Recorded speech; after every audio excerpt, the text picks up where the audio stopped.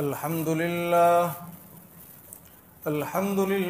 नहमदुहु व नस्तईनुहु व नस्तगफिरुहु व नु'मिनु बिही व नतवक्कलु अलैहि व नऊज़ु बिल्लाहि मिन शुरूरि अनफुसिना व मिन सय्यिआति अअमालिना मन यहदिहिल्लाहु फला मुदिल्ल लहु व मन युद्लिलहु फला हादिय लहु व नशहदु अन ला इलाहा इल्लल्लाहु व नशहदु अन्न मुहम्मदन अब्दुहु व रसूलुहु अम्मा बअदु फ़अऊज़ु बिल्लाहि मिनश शैतानिर रजीम बिस्मिल्लाहिर रहमानिर रहीम व यसअलूनक माज़ा युनफ़िक़ून क़ुलिल अफ़्व वक़ाल अल्लाहु तबारक व तआला वअहिदना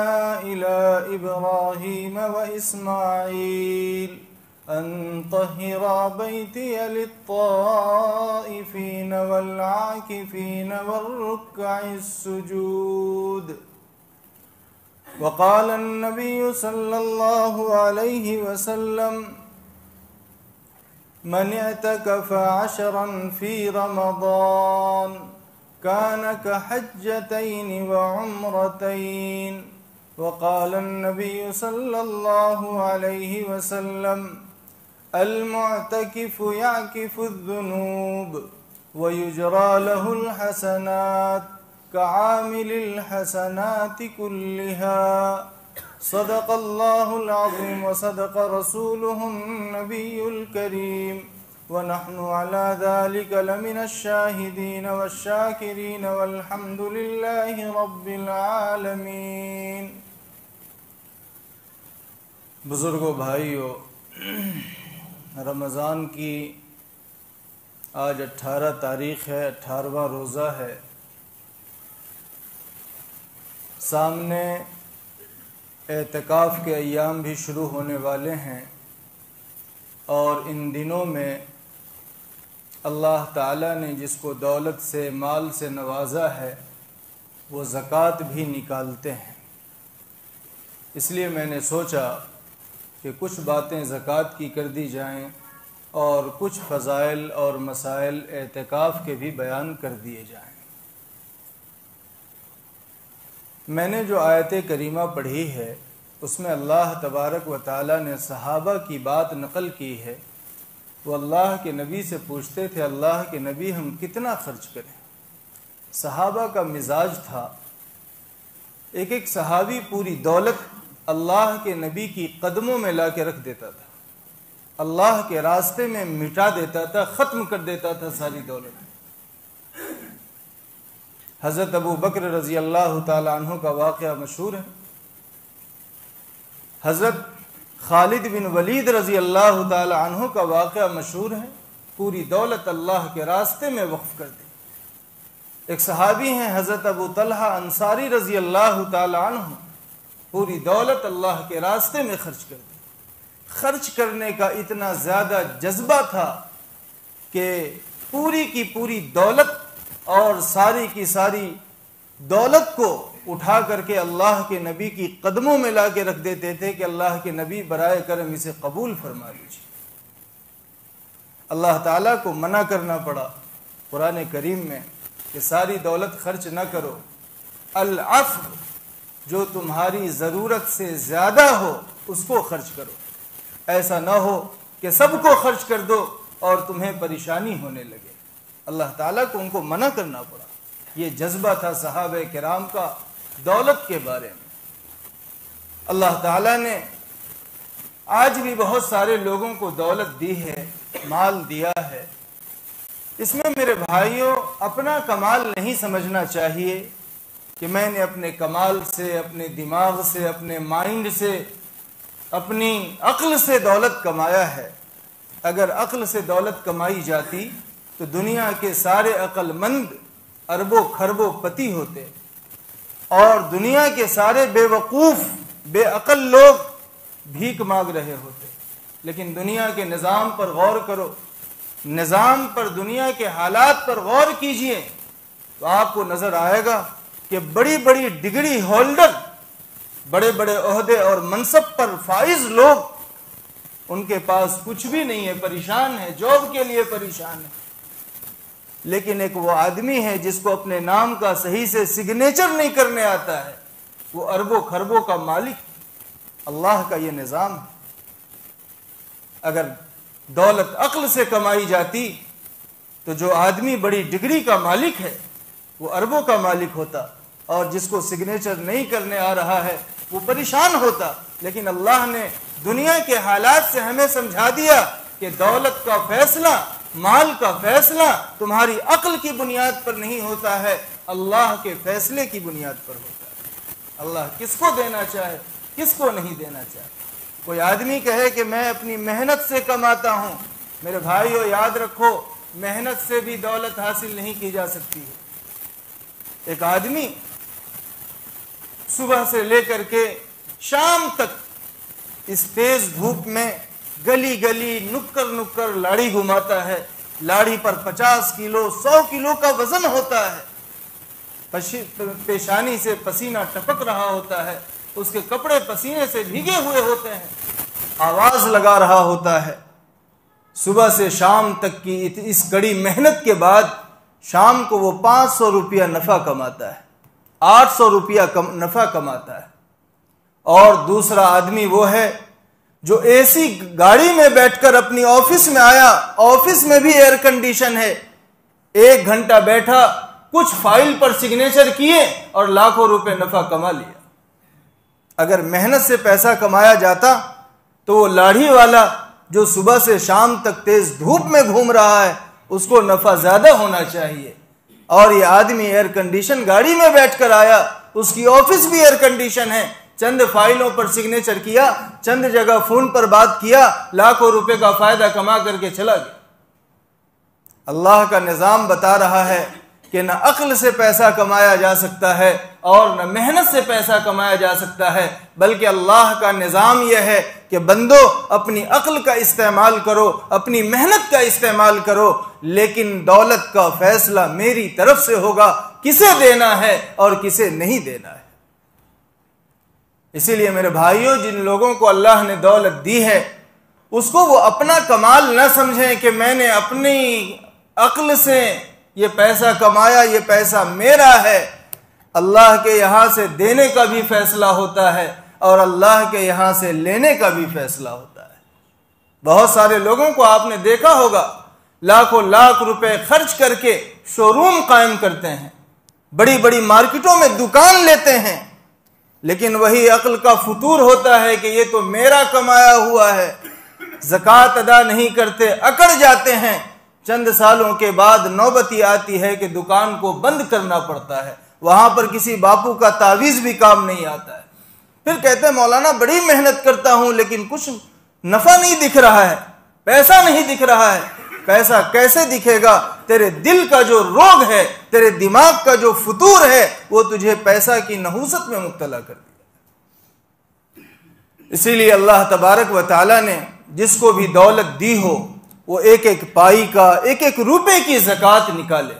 कुरान करीम में अल्लाह तबारक व तआला ने जहां भी, पूरे कुरान पर गौर करके देखिए, जहां भी अल्लाह तबारक व तआला ने खर्च करने को कहा है, कुरान करीम में सूरह फातिहा के बाद सूरह बकरा अलिफ लाम मीम आप शुरू करते हो, उसी में देखिए व मिम्मा रज़क़नाहुम युनफ़िक़ून, व मिम्मा रज़क़नाहुम, अल्लाह तबारक व तआला ने मिन का इस्तेमाल किया है। अरबी ग्रामर के एतबार से मिन आता है थोड़ा को बताने के लिए, कुछ को बताने के लिए। और अल्लाह ताला ने यह फरमाया कि जो हमने दिया है, अल्लाह ये एहसास दिलाना चाहता है कि ऐ माल वालों, ये ना समझना कि तुम्हारे माल में से मैं खर्च करने को कह रहा हूं, बल्कि मेरा जो दिया हुआ माल है मैं उसमें से खर्च करने को कह रहा हूं। और पूरा माल खर्च करने को नहीं कह रहा हूं, बल्कि 40वां हिस्सा खर्च करने को कह रहा हूं। 100 रुपए में से 2.5 रुपया खर्च करना है, 1000 में 25 रुपया खर्च करना है, कौन सी बड़ी बात है? अल्लाह तबारक व तआला ने पूरे कुरान में यह एहसास दिलाया है। इसलिए मेरे भाइयों, खुश दिली के साथ, दिल पर खर्च करने के वक्त जोर न पड़े, खुशदिली के साथ शुक्रिया के तौर पर अल्लाह का शुक्र अदा करके कि अल्लाह आपने दिया है, मैं आपके दिए हुए में से आपके बंदों पर खर्च कर रहा हूं। और वो है ना कि जो अल्लाह का शुक्र अदा करता है अल्लाह ताला उसकी नेमत में इजाफा कर देता है। अगर शुक्र की नीयत होगी, ज़कात निकालने के वक्त आप 100 रुपए में 2.5 रुपए निकालोगे, 1000 में 25 रुपए निकालोगे, 10,000 में 1 लाख में 2500 रुपए निकालोगे, अल्लाह तबारक व ताला इसका डबल और दुगना तिगना दे। इसलिए शुक्र की नीयत होनी चाहिए, दिल पर बोझ नहीं होना चाहिए। और आपको मालूम है कि जब किसी माल की ज़कात निकाल दी जाती है तो आखिरत का तो फायदा है ही, दुनिया का भी फायदा है। अल्लाह तबारक व ताला ने दुनिया का भी बेहद फायदा रखा है। दुनिया का फायदा क्या है? आजकल बड़ी शिकायत आती है कि किसी ने अकाउंट को हैक कर लिया, धोखा दे करके पूरे अकाउंट को साफ कर दिया, हाथ मलते रह गए, कुछ नहीं होने वाला है। चोरी हो गई, दुकान में आग लग गई, घाटा हो गया, दुकान चल नहीं रही है। अल्लाह तबारक व ताला ने फरमाया कि साल में एक मर्तबा 1 लाख का 2500 रुपए निकाल दे, पूरे माल की हिफाजत मेरी जिम्मेदारी है। और हिफाजत ही जिम्मेदारी नहीं है, अल्लाह गारंटी ले रहा है। और जिसकी हिफाजत अल्लाह करने वाला हो तो अल्लाह को कौन धोखा दे सकता है? अल्लाह को कौन ब्लैकमेल कर सकता है? अल्लाह के अकाउंट को कौन हैक कर सकता है? आप 1 लाख में 2500 रुपया अगर दे देते हो, पूरे माल की हिफाजत अल्लाह की जिम्मेदारी हो जाती है। बेफिक्र हो जाओ। और मैंने कहा कि सिर्फ हिफाजत ही जिम्मेदारी नहीं होती है, बल्कि जो पैसे आपके ज़कात निकालने के बाद बच गए हैं वो पैसे अल्लाह तबारक व ताला किसी अच्छी जगह इस्तेमाल करवा देगा, जहां हो सकता है दुनिया का भी फायदा हो और आखिरत का भी फायदा हो। वो पैसे की बेबरकती निकल जाती है, नहूसत खत्म हो जाती है, उसका मैल निकल जाता है। अब जो पैसे ज़कात निकालने के बाद बच गए हैं वो प्योर हैं, या तो दुनिया के अच्छे काम में इस्तेमाल होंगे या आखिरत के इस्तेमाल होंगे। दुनिया का भी फायदा, आखिरत का भी फायदा। इसीलिए अल्लाह की हिफाजत में वो पैसा चला जाता है। और अल्लाह तबारक व ताला ने जगह जगह अपने बंदों को समझाया है। कुरान करीम में एक सूरत है, सूरह कलम। अल्लाह तबारक व ताला ने उसमें एक बाग वाले का जिक्र किया है। जो लोग हाफिज हैं, उलमा हैं, जानते हैं, उसमें अल्लाह ने एक वाक़या जिक्र किया है, वो बलौनाहुम कमा बलौना अस्हाबल जन्नह, कि हमने उनका इम्तिहान ऐसा ही लिया जैसे बाग वाले का इम्तिहान लिया। ये बाग वाले का किस्सा अल्लाह ने सूरह कलम में जिक्र फरमाया है। बाग वाले का किस्सा क्या है? यमन में एक जगह है सनआ, वहां एक गांव था ज़ौरान। वहां एक बहुत मालदार आदमी था, उसका खजूर का बाग था। उसकी आदत थी कि जब भी अपने खजूर तोड़ने के लिए बाग में जाता तो मोहल्ले के इलाके के सारे गरीब वहां आ जाते, लेकिन वो कभी भी अपने मुंह को मैला नहीं करता था। सारे गरीबों को अपने खजूर के बाग में से जब खजूर तोड़ते तो सारे गरीबों को दे देते, और जो बच जाता वो अपने घर उठाकर ले आते थे। अल्लाह तबारक व ताला ने बड़ी बरकत दी थी बाग में। उनका इंतकाल हो गया। उनके पास 3 बेटा था। जब बेटे का दौर आया तो बेटों ने कहा कि हमारा बाप बेवकूफ़ था। होता ही, बाप चाहे कितना बड़ा भी अक्लमंद हो, एडवोकेट हो, लेकिन बेटे की नज़र में वो बेवकूफ़ी होता है। बेटे का ज़माना आया तो बेटे ने कहा कि मेरा बाप तो बेवकूफ़ था, वो फालतू में इतने खजूर गरीबों में तकसीम कर दिया करता था और इतनी थोड़ी सी खजूर अपने घर पर लेकर आता था। बाप के इंतकाल के बाद भाइयों ने प्लान बनाया कि हम ऐसा करेंगे कि खजूर तोड़ने के लिए हम बाग में ऐसे वक्त में जाएंगे जब अभी रात का अंधेरा बाकी हो, यानी सुबह के वक्त में, जैसे फजर का वक्त होता है, थोड़ी रोशनी भी होती है, अंधेरा भी होता है, ऐसे वक्त में जाएंगे कि पूरी तरह अभी उजाला ना हुआ हो, अंधेरे में जाएंगे और सारी की सारी खजूर को तोड़ करके हम अपने घर ले आएंगे। अंधेरे में जाएंगे, किसी गरीब को पता नहीं चलेगा, कोई गरीब हमारे बाग में नहीं आएगा, हमें किसी को नहीं देना पड़ेगा और हम सारे खजूर को तोड़कर अपने बाग में से अपने घर ले आएंगे। ये लोग अपने प्लान और मंसूबे के मुताबिक सुबह के वक्त बाग में जाते हैं, लेकिन जहां पर बाग में जाते हैं तो अल्लाह तबारक व ताला ने ही रात में जला करके उसको बिल्कुल खाक और बिल्कुल उसको खत्म फरमा दिया था, भूसी बना दिया था, जल गया था पूरा बाग। जब वो अपने बाग की जगह पर पहुंचते हैं तो पहले उन्हें एहसास होता है कि लगता है कि हम कोई रास्ता भटक गए, यहां पर तो हमारा बाग था लेकिन ये बाग दिख नहीं रहा है, बाग नजर नहीं आ रहा है। उन्होंने ये समझा कि हो सकता है कि रात के अंधेरे में हम रास्ता भटक गए हैं, जाना कहीं और था और पहुंच गए कहीं और। दूसरा भाई जरा समझदार था, उसने दोनों भाइयों से कहा कि मेरे भाइयों, हम रास्ता भटके नहीं हैं, अल्लाह ने ये जो हमें अजाब दिखाया है ये हमारी गलत सोच का नतीजा है। हमने जो ये सोचा था कि रात के अंधेरे में जाएंगे, हमारे बाग में कोई फकीर नहीं आएगा, हमें किसी को देना नहीं पड़ेगा, इस सोच की वजह से हमने ये समझा कि ये बाग मेरा है। अल्लाह ने कहा कि तेरा नहीं, मेरा है। तू मेरे गरीब बंदों को मना करेगा, मैं तेरे बाग को जला करके खाक कर दूंगा, ऐसा कर दूंगा कि तुझे अपना बाग नजर भी नहीं आएगा।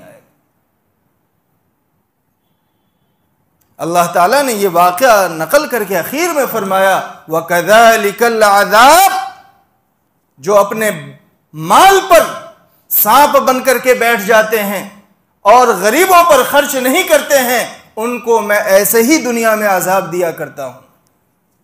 वलअज़ाबुल आखिरति अकबर, अल्लाह ने फरमाया कि ये तो दुनिया का अजाब है, माल को जाये कर देता हूं, और दुनिया आखिरत के अजाब को तो सोच भी नहीं सकते कि वो कितना बड़ा होगा, कितना खतरनाक होगा। इसलिए हमारे माल में जो गरीबों का हिस्सा है हमें खुशी के साथ अदा करना चाहिए। हजरत राबिया अदबिया बड़ी अल्लाह की नेक बंदी थी। उनका मामूल था कि रात भर तहज्जुद पढ़ती और जब फजर का वक्त हो जाता तो मुसल्ले ही पर बैठी बैठी थोड़ी देर सो लेती, और सोने के बाद जब फजर का वक्त हो जाता तो फजर की नमाज पढ़ती। एक मर्तबा तहज्जुद से फारिग होके हजरत राबिया मुसल्ले पर बैठी हुई थी, उनकी आंख लग गई, सो गई। घर का दरवाजा उस जमाने का जैसा भी रहा हो खुला रहा होगा। कोई चोर आया और सामान लेकर भागने की कोशिश की। अल्लाह की तरफ से आवाज आई, चोर के कान में आवाज आई कि ऐ चोर, तू ये समझता है कि मुझसे मोहब्बत करने वाली मेरी बंदी सो रही है, तो क्या उसका महबूब खुदा भी सो रहा है? तू ये कोशिश कर रहा है कि मेरी बंदी को कमाल ले जाए। मेरी बंदी राबिया वो बंदी है जो अपने एक एक पैसे की ज़कात निकालती है, वो माल का मुहाफिज मैं हूं और मेरी मिल्कियत से तू ले नहीं जा सकता। आता है कि माल को, जब भी वो चोर माल को पकड़ता उसकी आंख की रोशनी खत्म हो जाती, उसको पता ही नहीं चलता कि मुझे किधर जाना है। आखिर में वो छोड़ करके भाग गया। अल्लाह ताला कैसी हिफाजत करता है। इसलिए मेरे भाइयों, खुश दिली के साथ और सिर्फ ज़कात और फितरे ही पर इक्तिफा न करो, बल्कि अल्लाह ने दिया है तो लिल्लाह पैसे भी इस महीने में खर्च करना चाहिए। अल्लाह के नबी सल्लल्लाहु अलैहि वसल्लम की सखावत के बारे में आता है कि आप तेज हवा की तरह सखी हो जाते थे। तेज हवा जब चलती है ना तो सबको लगती है, यानी अल्लाह के नबी की सखावत का असर सब तक पहुंचता था। और जाहिर है कि नबी पर ज़कात नहीं होती है, किसी नबी पर ज़कात नहीं आई, तो अल्लाह के नबी जो खर्च करते थे वो लिल्लाह पैसा ही तो खर्च करते थे, अपनी मिल्कियत में से ही तो खर्च करते थे। तो इससे मेरे भाइयों सिर्फ ज़कात और फितरे पर ही निकाल करके फितरा अदा करके हमें मुतमईन नहीं हो जाना चाहिए, बल्कि अल्लाह ने दिया है तो अपने लिल्लाह पैसों में से भी खर्च कीजिए। दूसरी बात, बहुत सारे मदारिस के सुफरा करीब से दूर से आते हैं। मेरी बात याद रखना कि उन सुफरा की बेहुरमती न कीजिए। उन सुफरा के साथ कोई ऐसा लफ्ज और ऐसा अंदाज न इख्तियार कीजिए कि अल्लाह को बुरा लग जाए। उनका इकराम कीजिए। वो अपने लिए नहीं आते हैं, वो अपने लिए नहीं आते हैं। आज जो हमारे दिल में मैं आपके सामने बैठकर कुछ बोल रहा हूं, यह सदका है उन सुफरा इकराम का। उन सुफरा ने आखिर इसी तरह शहरों शहरों घूम करके, मैंने दारुल देवबंद में पढ़ाई की, उसके भी सुफरा आते हैं। अगर वो नहीं आते तो आज मैं बैठ करके आपके सामने ये बोल नहीं सकता था। हमारे दिल में जो ईमान की रोशनी है, जो भी बची खुची रोशनी है, नबी की मोहब्बत है कि दुनिया में कहीं भी हम कुछ सुन करके तड़प जाते हैं, यह सदका है इन मदारिस इस्लामिया का और इन बेचारे धूप में घूमने वाले सुफराए किराम का। ये हमारे मेहमान हैं, इनका इकराम कीजिए। हो सके तो अपने दस्तरखान पर इफ्तारी में इनको शरीक कीजिए, सहरी में शरीक कीजिए, खाने में शरीक कीजिए। और अगर ये भी ना कर सकते हो तो कम से कम इनके बारे में कोई मजाक वाला अंदाज तो इख्तियार ना करो। इनको देख करके अपने मुंह तो ना बनाओ, इनको देख करके कोई चिढ़ाने वाले अल्फाज तो ना कहो, अल्लाह को बुरा लग सकता है। हां, आपको यह हक है कि आप तहकीक करके चंदा दीजिए। तहकीक करना यह आपका हक है। हर ज़कात देने वाले को चाहिए कि वो तहकीक करके ज़कात दे, ताकि हमारा पैसा गलत जगह न जाए। लेकिन तहकीक करने का यह मतलब नहीं है कि हम उनकी शान में गुस्ताखी करें।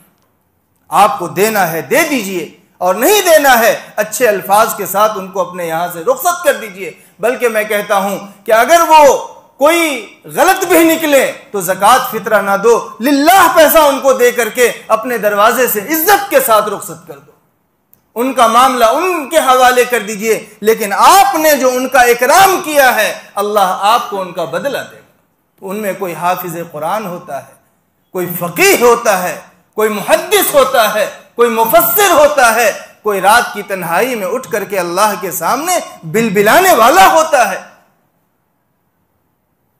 कुछ उनमें वो भी होते हैं कि अगर अल्लाह को कोई बात कह दे तो अल्लाह उनकी बात को काटा नहीं करता, अल्लाह उनकी बात के खिलाफ नहीं करता है। इनके जाहिरी रवैये को और इनकी जाहिरी चलत फिरत को देखकर आप इनको ये ना समझें कि ये गरीब हैं, ये मोहताज हैं, ये हमारे दरवाजे पर आए हैं। अल्लाह की कसम कहता हूं, आप ज़कात देना बंद कर दो, फितरा देना बंद कर दो।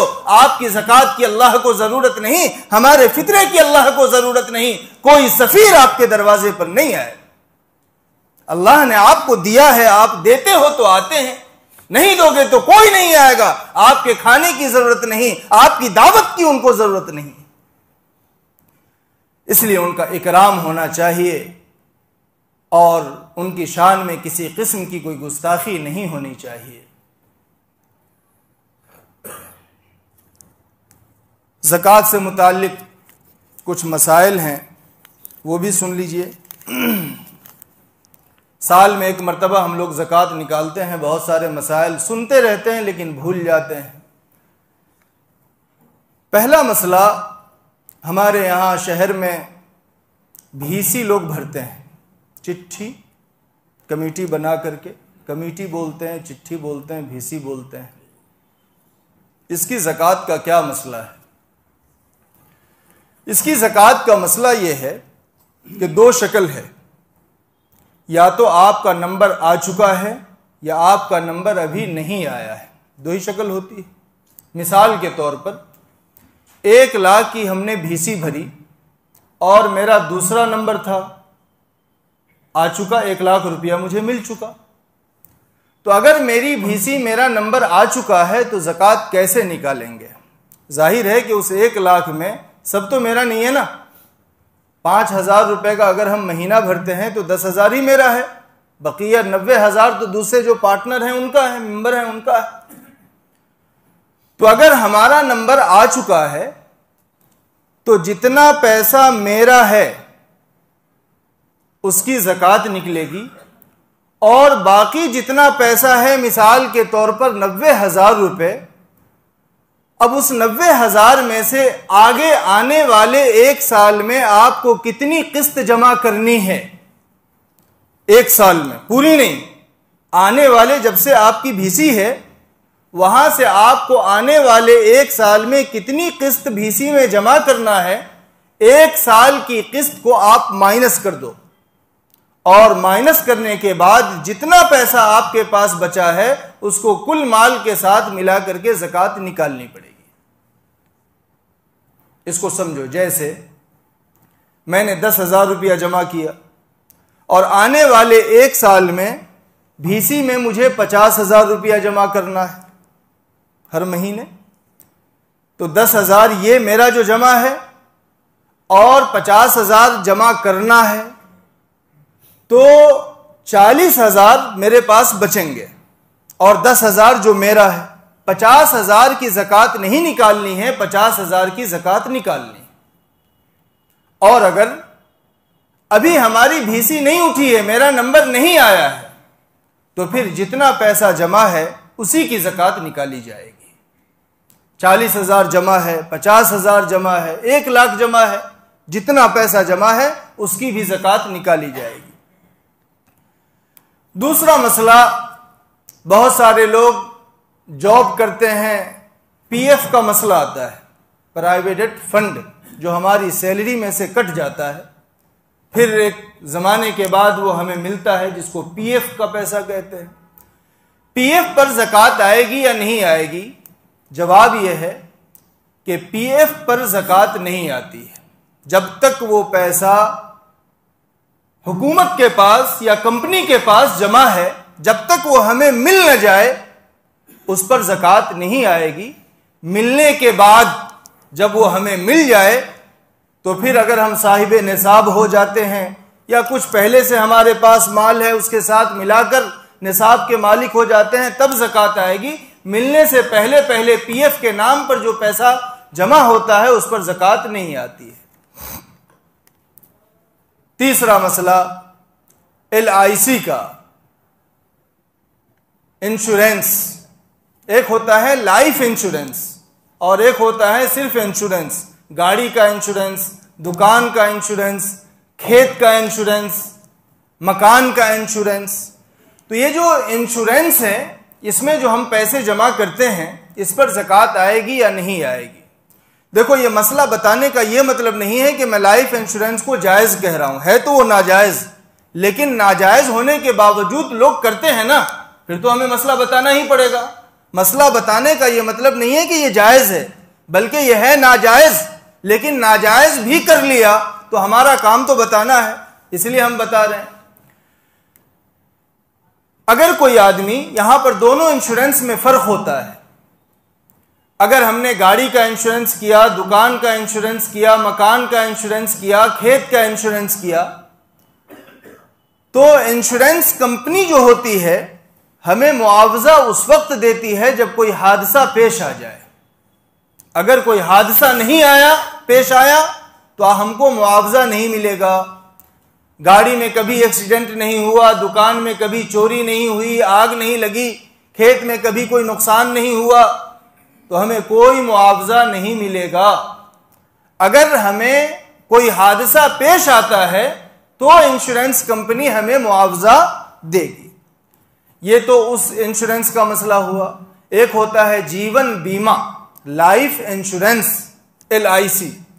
इसका मसला अलग होता है। इसका क्या मसला है कि हमने 20 साल के लिए मिसाल के तौर पर लाइफ इंश्योरेंस किया। अगर हम 20 साल तक जिंदा रहे और हर महीने किस्त हम जमा करते रहे, तो 20 साल के बाद बीमा कंपनी हमें इजाफे के साथ पूरा पैसा लौटा देगी। जितना मैंने 20 साल जमा किया है वो तो लौटाएगी ही, उसके साथ सूद के साथ वो हमें पूरा पैसा लौटा देती है। अगर हमने 20 साल जमा किया तो अभी मैंने इंश्योरेंस में जमा करना शुरू किया, 2 महीने ही मैंने जमा किया कि मेरा इंतकाल हो गया। 2 महीने ही जमा किया, हालांकि 20 साल जमा करना था, अभी 2 महीना ही जमा किया है कि इंतकाल हो गया। तो ऐसी सूरत में LIC 20 साल में जो पैसा मिलने वाला था वो पूरा का पूरा पैसा इजाफे के साथ 2 महीने में जमा करने के बाद जब इंतकाल हो जाता है तो भी दे देती है। यानी LIC में मुआवजा का मिलना यकीनी होता है, चाहे आप 20 साल जमा करो तो भी मिलेगा, 20 साल जमा ना करो, 2 महीना जमा करके इंतकाल हो जाए तो भी मिलेगा। LIC में पैसे का मिलना यकीनी होता है और वहां जो इंश्योरेंस है वहां पर मिलना यकीनी नहीं होता है, इसलिए वहां ज़कात नहीं आएगी।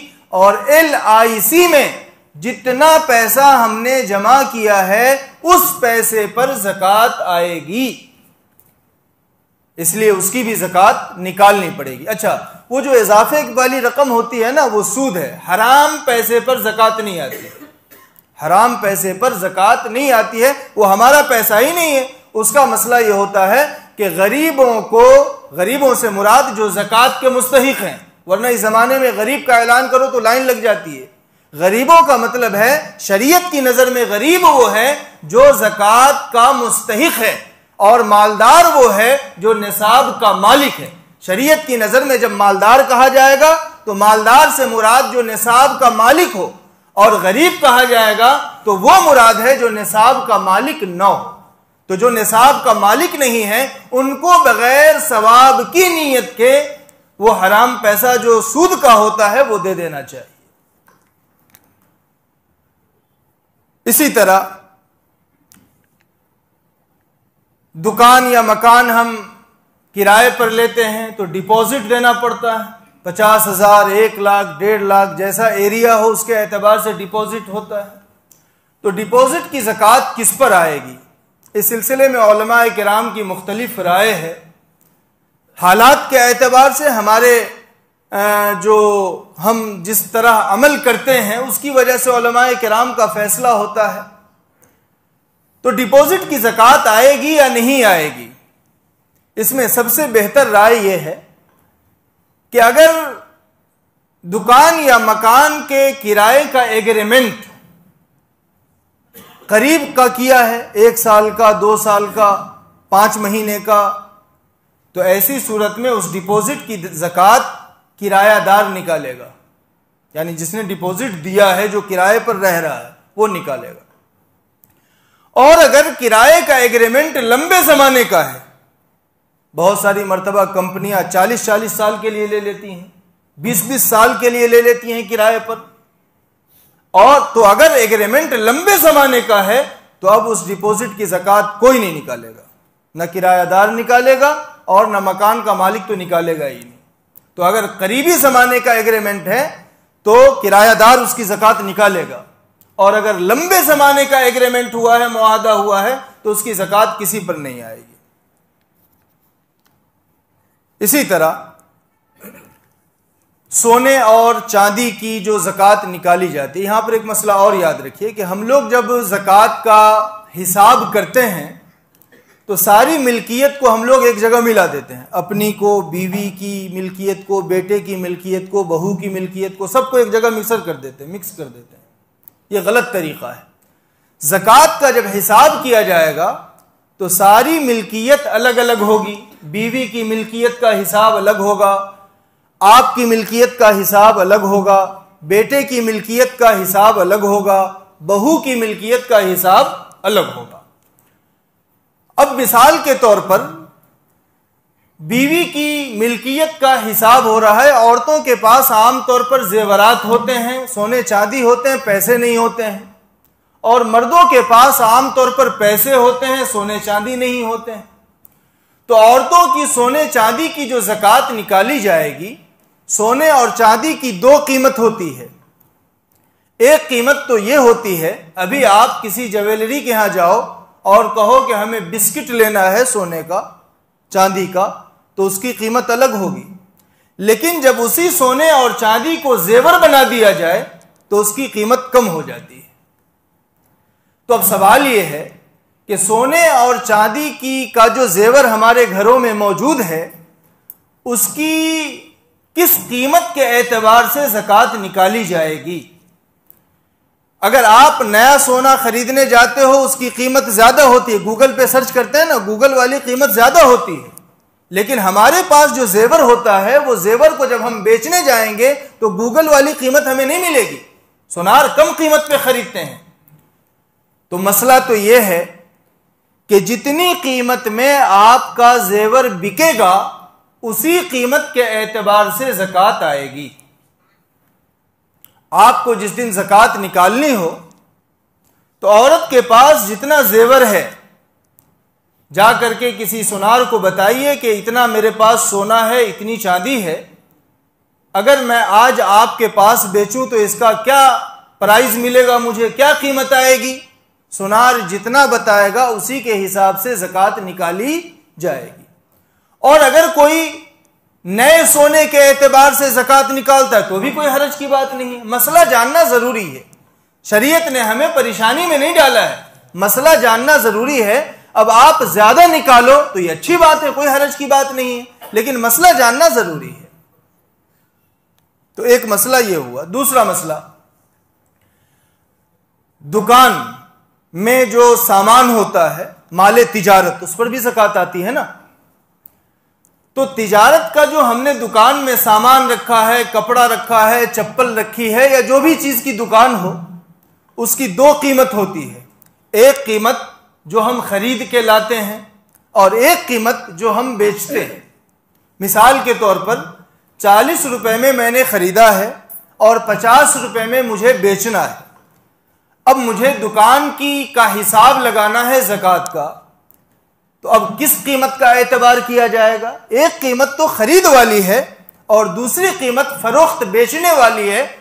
तो मसला यह होता है कि जब हम ज़कात का हिसाब लगाएंगे तो बेचने की कीमत का एतबार होगा, खरीदने की कीमत का एतबार नहीं होगा। बेचने की कीमत के एतबार से पूरी दुकान का जो भी सामान और माल है उसका हिसाब लगाया जाएगा। एक आम तौर पर मसला आता है, गिरोह पर रखी हुई चीज, इसकी ज़कात आएगी कि नहीं आएगी? गिरवी पर रखी हुई चीज की ज़कात नहीं आती है, न रखने वाले पर और न जिसके पास रखी गई है।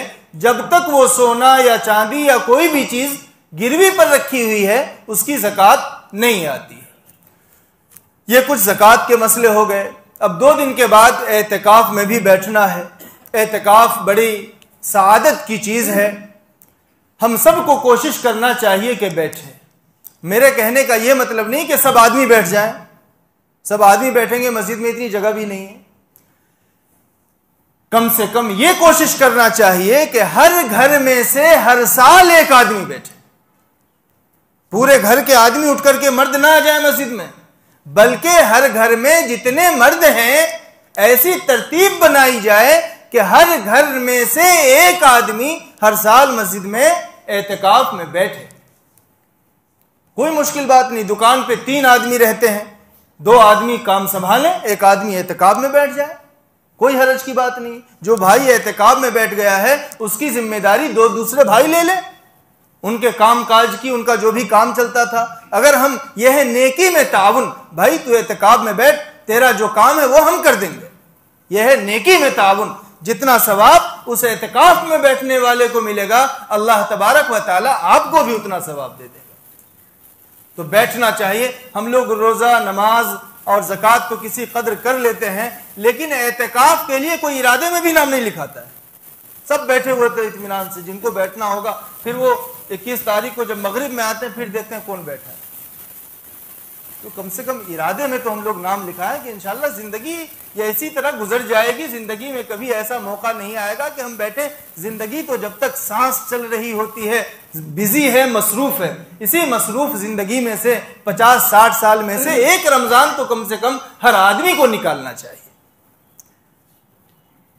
क्या सवाब है एतकाफ में बैठने का? अल्लाह के नबी सल्लल्लाहु अलैहि वसल्लम ने फरमाया, मन इतकफ़ अशरन फी रमजान, कि रमज़ान के आखिरी महीने में जो आदमी 10 दिन का एहतिकाफ करता है, कान का हज्जतैनी व उम्रतैन, 2 हज और 2 उम्रे का सवाब मिलेगा। 2 हज और 2 उम्रे का। कुछ लोग वो होंगे जो अभी रमज़ान में 1.5 लाख रुपए खर्च करके उम्रा करने गए होंगे। रमज़ान के उम्रे की बड़ी फजीलत है। 1.5 लाख रुपया खर्च करके उम्रा करने के लिए गए होंगे। अल्लाह तक के नबी सल्लल्लाहु अलैहि वसल्लम ने अपनी उम्मत के गरीबों को कहा कि तुम्हें दिल में कसक लाने की जरूरत नहीं है। अगर वो उम्रा करने के लिए गए, उनको 1 उम्रे का सवाब मिलेगा। तू मस्जिद में आकर एहतिकाफ में बैठ जा, मैं नबी अल्लाह से तुझे 2 हज और 2 उम्रे का सवाब दिलवा दूं। कितनी बड़ी फजीलत की बात है। इसलिए मेरे भाइयों, कोशिश करना चाहिए कि हम लोग भी एहतिकाफ में बैठें। मस्जिद का काम भी चालू है बाजू में, उसका भी चालू। अब एहतिकाफ का कुछ मसला बता दूं। एहतिकाफ कहां करना सही है? देखो, 2 तरह की, एक तो इबादत खाना होता है और एक मस्जिद होती है। इबादत खाना जो बस वैसे ही नमाज के लिए उसको पढ़ते हैं कुछ लोग, लेकिन वहां पर मस्जिद की नीयत नहीं की गई है, तो एहतिकाफ इबादत खाना में सही नहीं होगा। एहतिकाफ के सही होने के लिए मस्जिद, जो शरई तौर पर मस्जिद की नीयत जहां पर की गई है, चाहे वहां पर बिल्डिंग बनी हो कि ना बनी हो, पतरे वाली हो, लेकिन शरई तौर पर मस्जिद की नीयत उस जमीन में की गई हो, तो वहां पर एहतिकाफ सही हो जाएगा। इबादत खाने में एहतिकाफ सही नहीं होता है। दूसरा मसला, कुछ लोग कहते हैं कि मौलाना मेरे यहां से घर से कोई खाना लाने वाला नहीं है, अगर मैं एहतिकाफ में बैठ जाऊंगा तो कैसे होगा? खाने की फिक्र है भाई, बैठ जा, फिर अल्लाह खाने का इंतजाम कर देगा। बैठने से पहले खाने की फिक्र है, तो हमें भी मसला बताने की फिक्र है भाई, पहले उनके खाने ही का मसला बता दिया जाए। मसला यह है कि अगर कोई आदमी के घर से कोई खाना लाने वाला नहीं है, मस्तूरात हैं सब, बच्चा कोई नहीं है, कोई मर्द नहीं है, अब वो एहतिकाफ में बैठना चाहता है तो कैसे बैठे? तो उसका जवाब यह है कि अगर कोई घर से खाना लाने वाला कोई नहीं है, तो मसला यह है कि मोतकिफ अपने घर जाकर के खाना खा करके आ सकता है, उसका एहतिकाफ फासिद नहीं होगा। खाना खाने के लिए जाए अपने घर पर, लेकिन घर पे खाने ही खाने के बराबर रुकना है। खाना खा के फिर चाय बनाओ, न ये करो न वो करो, इतना नहीं रुकना है। चाय वाय सब यहीं पीनी है। सिर्फ खाना खाने के बराबर ही घर पे रुकना है और खाना खा करके सीधे मस्जिद में आ जाना है, एहतिकाफ फासिद नहीं होगा। तीसरा मसला जो अहम है, जरूरी है, सबको जानना चाहिए, एहतिकाफ जो हमारा वजू खाना होता है ना, वो मस्जिद के बाहर का हिस्सा है। वहां पर अगर मोतकिफ बिला जरूरत जाएगा, एहतिकाफ फासिद हो जाएगा। अगर कोई आदमी मोतकिफ है, एहतिकाफ में बैठा हुआ है, उसका अभी वजू है, वजू टूटा नहीं है, अगर वो बावजू है फिर भी नया वजू बनाने के लिए वहां जाएगा तो एहतिकाफ टूट जाएगा। यह मसला याद रखिए। मोतकिफ को वहां जाने की, बाहर जाने की इजाजत उस वक्त है जब उसका वजू टूट जाए। जब तक उसका वजू नहीं टूटता है, वो बावजू है। नया वजू वैसे ही शौक में बनाने के लिए, जाने के लिए, मुड फ्रेश करने के लिए, नया वजू बनाने के लिए वहां जाने की इजाजत नहीं है। अगर वो जाएगा तो उसका एहतिकाफ टूट जाएगा, फासिद हो जाएगा। चौथा मसला, बहुत सी मर्तबा टॉयलेट वगैरह में नंबर लगा हुआ होता है, भीड़ होती है। अब एहतिकाफ में बैठा हुआ आदमी गया, अब वो भी बेचारा वहां खड़ा हुआ है। होना तो ये चाहिए कि आम लोग अगर जल्दी ना हो, मजबूरी ना हो, तो एहतिकाफ में बैठने वाले को पहले मौका दे दें, बाद के लोग बाद में जाए, पहले इनको मौका दे दिया जाए। लेकिन अगर मौका इनको न मिले और ये नंबर में खड़े हुए हैं, अपने नंबर के इंतजार में लाइन में खड़े हुए हैं, तो इनके एहतिकाफ पर कोई फर्क नहीं पड़ेगा, नंबर में लगे रह सकते हैं और अपनी जरूरत पूरी करके फिर मस्जिद में आ जाएं। इसी तरह पांचवा मसला, मोतकिफ खाना मस्जिद में खाएगा, मस्जिद शरई में, बाहर नहीं खाएगा, मस्जिद शरई में खाएगा और अकेले खाएगा। जो आदमी एहतिकाफ में नहीं, उसको नहीं बैठा सकता। यहां बहुत सारे लोग 2-3 बैठ जाते हैं, तो जो लोग एहतिकाफ में नहीं हैं उनके लिए इजाजत नहीं है, जो एहतिकाफ में है उनके लिए इजाजत है, वो यहां खाएगा। अब हाथ धोने के लिए मोतकिफ बाहर नहीं जा सकता है, जाएगा एहतिकाफ फासिद हो जाएगा। उसकी शक्ल क्या हो सकती है? दो शक्ल है।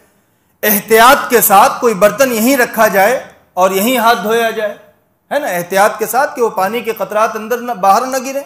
या फिर दूसरी शक्ल यह है कि मोतकिफ तो मस्जिद शरई के अंदर हो और बर्तन को बाहर रखा जाए और हाथ बढ़ा करके ऐसे धो ले। दोनों शक्ल है।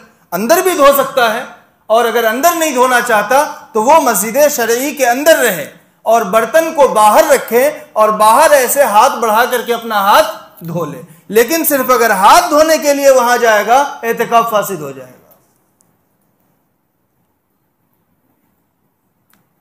एक मसला यह भी आता है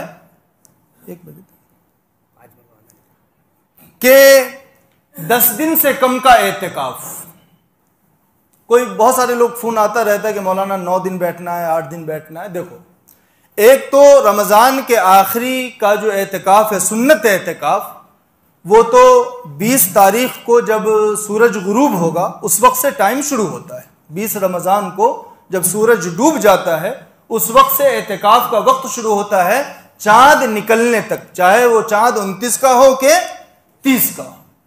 ये सुन्नत एहतिकाफ है। 20 को सूरज डूबने के बाद से ईद का चांद निकलने तक एहतिकाफ का वक्त होता है। ये सुन्नत एहतिकाफ है। लेकिन अगर कोई आदमी किसी मजबूरी की वजह से ये पूरा टाइम नहीं दे पाता है, 8 दिन का टाइम है, 5 दिन का टाइम है, तो उसका ये सुन्नत एहतिकाफ अदा नहीं होगा। लेकिन सुन्नत एहतिकाफ अदा न होने का यह मतलब नहीं है कि वो बैठे ही ना। अगर किसी के पास 5 दिन है तो 5 ही दिन के लिए बैठ जाए, 3 ही दिन के लिए बैठ जाए, 9 दिन के लिए बैठ जाए। एहतिकाफ का, ये नफली एहतिकाफ का सवाब होगा, वो सुन्नत एहतिकाफ का सवाब नहीं होगा। अगर कोई आदमी कोई आला चीज नहीं पाता है तो इसका यह मतलब नहीं है कि बिल्कुल ही ना करे। आदमी कहता है ना थोड़ा भी ले आओ चलेगा, तो चलेगा। 5 दिन भी एहतिकाफ कर लो, 4 दिन भी कर लो, 2 दिन कर लो, जितना वक्त है उतना ही कर लो। अल्लाह ताला की रहमत से सवाब की उम्मीद है इंशाअल्लाह। अच्छा, बहुत सारे बूढ़े लोग वो होते हैं, बीड़ी, सिगरेट या फिर वो गुटखा खाने की आदत होती है। बहुत सारे लोग इसीलिए एहतिकाफ में नहीं बैठते हैं कि गुटखा खाने के लिए कहाँ जाऊंगा मैं, बीड़ी पीने के लिए कहाँ जाऊंगा। तो हम उलमा को सबका हल बताना पड़ता है। खाएं वो बताएं, हम तो नहीं खाते अल्हम्दुलिल्लाह, लेकिन बताना पड़ता है। बीड़ी की आदत हो, सिगरेट की आदत हो या गुटखा खाने की आदत हो, तो पहली बात तो यह है कि भाई ये आदत अच्छी नहीं है, इसको छोड़ने की कोशिश करना चाहिए। न छूट सके तो कम करने की कोशिश करना चाहिए। कम का मतलब है कुछ ना कुछ तो इस्तेमाल करना ही पड़ेगा ना। उलमा ने लिखा है कि अगर किसी शख्स को इन चीजों की आदत है तो वो बाहर चला जाए और बाहर जा करके बीड़ी या सिगरेट या गुटखा जितनी देर में खा सकता है जल्दी जल्दी में खा करके आ जाए, एहतिकाफ पर फर्क नहीं पड़ेगा। बेहतर शक्ल क्या है? बेहतर शक्ल यह है कि जब इस्तिंजा के लिए, पेशाब पायखाने के लिए जाएं तो जाते हुए ये काम करके आ जाए। वहीं पर बैठ करके बीड़ी पी ले, वहीं सिगरेट पी ले, जाते हुए गुटखा रख ले और आते हुए वुजू के टाइम पे कर दे, तो जरूरत भी पूरी हो जाएगी और ये अमल भी पूरा हो जाएगा। लेकिन अगर जरूरत नहीं है, पेशाब पायखाने की जरूरत नहीं है, वैसे ही आदत है, बीड़ी पीने को दिल चाह रहा है, सिगरेट पीने को चाह रहा है, तो भी जरूरत के वक्त वो बाहर जा करके पी करके आ सकता है, एहतिकाफ फासिद नहीं होगा। अच्छा, एक बड़ा मसला यह पेश आता है कि मस्जिद में बैठे हैं, अगर किसी को गुस्ल की जरूरत पेश आ गई तो एहतलाम हो गया, गुस्ल फर्ज हो गया, तो क्या करें? अब उसका मसला यह होता है कि मिसाल के तौर पर यहां बैठे हैं, रात में सोए हुए हैं, गुस्ल की जरूरत पेश आ गई, तो उठने के बाद फौरन दीवार पर तयम्मुम कर ले। इस दीवार पर तयम्मुम हो जाएगा, है ना। अब हर मस्जिद की दीवार ऐसी है, या तो कच्ची दीवार हो पत्थर पर, इस पर तयम्मुम हो जाएगा। तयम्मुम कर ले। तयम्मुम करने के बाद मस्जिद की अजमत का ख्याल करते हुए साइड साइड से गुस्ल खाना जहां भी हो वहां चला जाए और गुस्ल करके फिर मस्जिद में आ जाए। कहना यह है कि बगैर तयम्मुम किए हुए मस्जिद से न गुजरे, बल्कि पहले यहां पर तयम्मुम कर ले। तयम्मुम की वजह से कुछ नापाकी हल्की हो जाती है, मस्जिद की अजमत का कुछ न कुछ तो लिहाज हो जाता है ना। तो तयम्मुम कर ले और तयम्मुम करने के बाद फिर जाए, गुस्ल करके फिर मस्जिद में आ जाए। एक मसला यह आया था कि मौलाना 2 आदमी हैं, 5-5 दिन का एहतिकाफ कर सकते हैं? नहीं, 2 आदमी अगर 5-5 दिन का एहतिकाफ करेंगे तो दोनों का एहतिकाफ 5-5 दिन का तो सवाब मिलेगा, लेकिन जो सुन्नत एहतिकाफ है ना, सुन्नत मुअक्कदा किफाया, वो अदा नहीं होगा, पूरे महल्ले वाले गुनहगार होंगे। इसीलिए एक ही आदमी को पूरे 10 दिन का एहतिकाफ करना जरूरी है। एक मसला ये समझना चाहिए कि जब चांद रात होने वाली होती है तो मोतकिफ हजरात पहले ही अपना सामान पैक करके वहां कोने में बैठे होते हैं, बस अगला कदम मस्जिद के बाहर, इधर भी नहीं, वहां बैठे होते हैं। ऐसा नहीं करना चाहिए। उलमा ने लिखा है, मुस्तहब यह है कि मोतकिफ को ईद की रात, जिसको हम चांद रात कहते हैं, मस्जिद में गुजारना चाहिए और सुबह फजर की नमाज पढ़ के फिर मस्जिद से निकलना चाहिए। तो आपने ये 9-10 दिन मस्जिद में गुजार लिए, अब वो तो इनाम मिलने वाली रात है, और जो इनाम मिलने वाली रात है उसी में हम पहले भाग जाते हैं। तो वो रात भी अगर कोई जरूरी ना हो, कोई फर्ज वाजिब का मसला नहीं, ये मुस्तहब है, बेहतर है। अगर कोई जरूरी है तो आप जा सकते हैं मसले के एतबार से, लेकिन ये बात मैं बेहतर की बता रहा हूं। कोई जरूरत नहीं है तो जाना कोई जरूरी नहीं है, मैं ये बताना चाहता हूं। कुछ लोग ये समझते हैं कि नहीं अब निकलना जरूरी है, निकलना जरूरी नहीं है, बल्कि मुस्तहब यह है कि आज रात भी आप मस्जिद में रहें, फजर की नमाज पढ़ के फिर आप मस्जिद से अपने घर वापस जाएं। अल्लाह ताला हम सबको समझने की तौफीक नसीब फरमाए। एक मसला ये आता है कि बच्चों को सफ में कहां खड़ा किया जाए। देखिए, ये मसले की वजह से बहुत सारी जगह इख्तिलाफात नासमझी की वजह से होते हैं। अगर बच्चा समझदार है, पहले यह समझो कि बच्चे को पीछे खड़ा करना यह सिर्फ मुस्तहब है। बड़ों की सफ आगे हो और बच्चों की सफ उसके पीछे हो, यह मुस्तहब है। वाखिर दावाना।